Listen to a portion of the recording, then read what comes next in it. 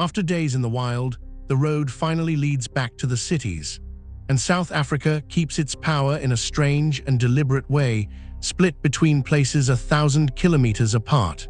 This is a journey between two of them, from the quiet seat of government in the north to the oldest city in the country, down on the edge of the sea.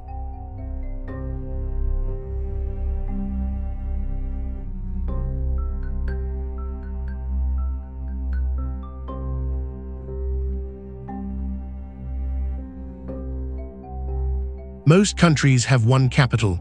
South Africa has three. Pretoria holds the executive, the president, and his cabinet. Cape Town holds the parliament that writes the laws. And Bloemfontein, away to the east, holds the highest courts. Power was divided on purpose so that no single city could ever hold all of it.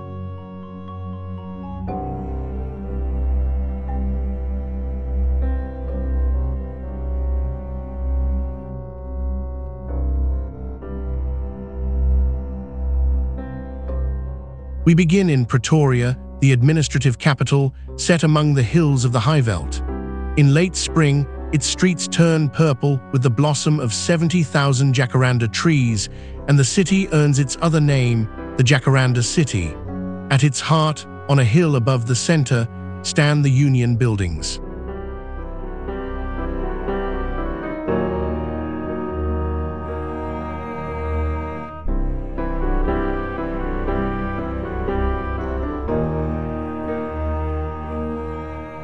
Carved from warm sandstone and wrapped around a great curved garden, the Union buildings were finished in 1913 to the design of the architect Herbert Baker. Their two wings and twin towers were meant to join the country's old rivals under one roof. For more than a century, they have been the official seat of the South African government.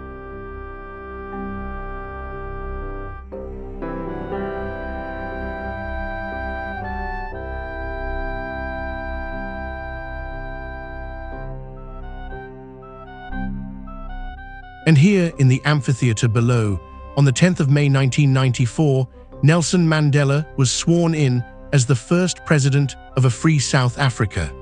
Today, a statue of him stands 9 meters tall above the gardens, arms thrown wide, looking out over the city he helped to set free.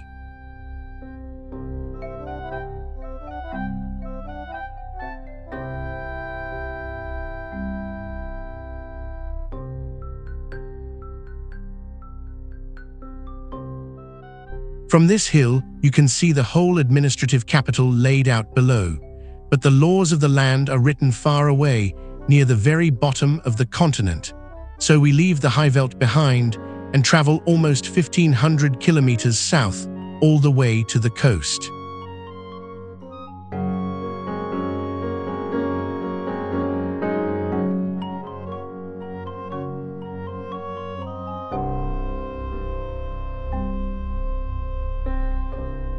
Cape Town, South Africans call it the Mother City because it is the oldest in the country.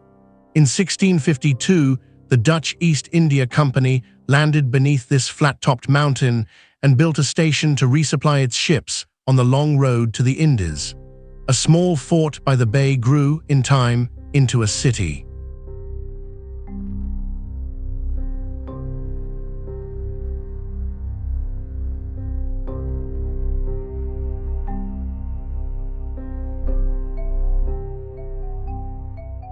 The old town sits in a natural amphitheatre they call the City Bowl, hemmed in between the sea and the sheer grey wall of Table Mountain. Glass towers now crowd the streets the Dutch first laid out, and the mountain still looms over all of it, flat as a table, just as the first sailors described.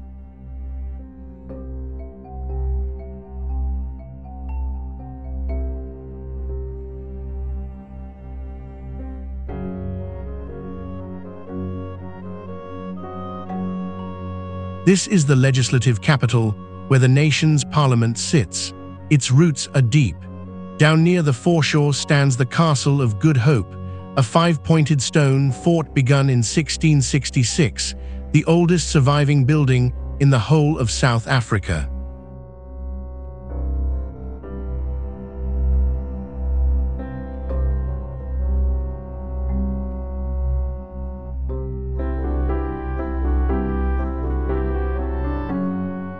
But the real glory of Cape Town is its edges.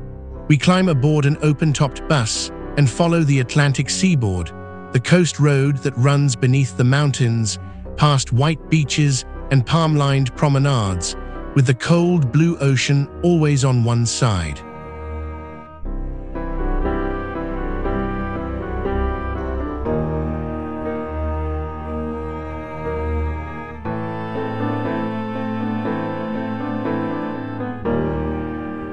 Above the road rises a long rampart of grey peaks, the buttresses on the seaward side of Table Mountain. They are known as the 12 Apostles, though there are more than 12 of them, falling almost straight into the sea.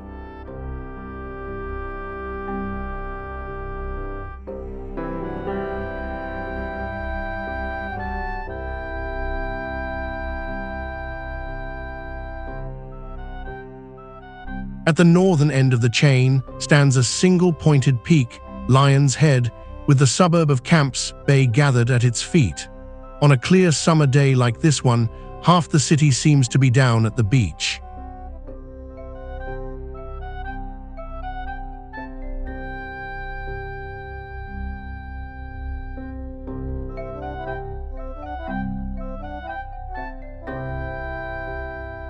And then there is the sea itself. This is the Atlantic, fed by a cold current sweeping up from the deep south, so cold that even in midsummer few people stay in it for long. From the high coast road, it runs out flat and silver to the horizon.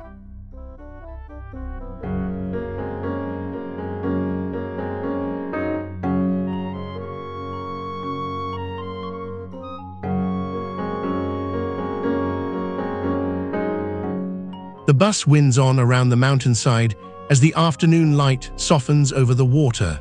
2 capitals in 2 days, the quiet gardens of the north and this wild, bright coast, the same country wearing 2 completely different faces.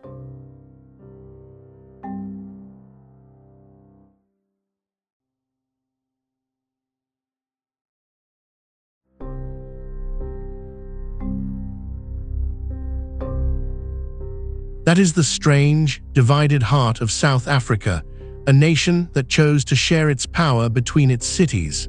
If you want to keep wandering places like these, follow along and let us keep exploring the world together.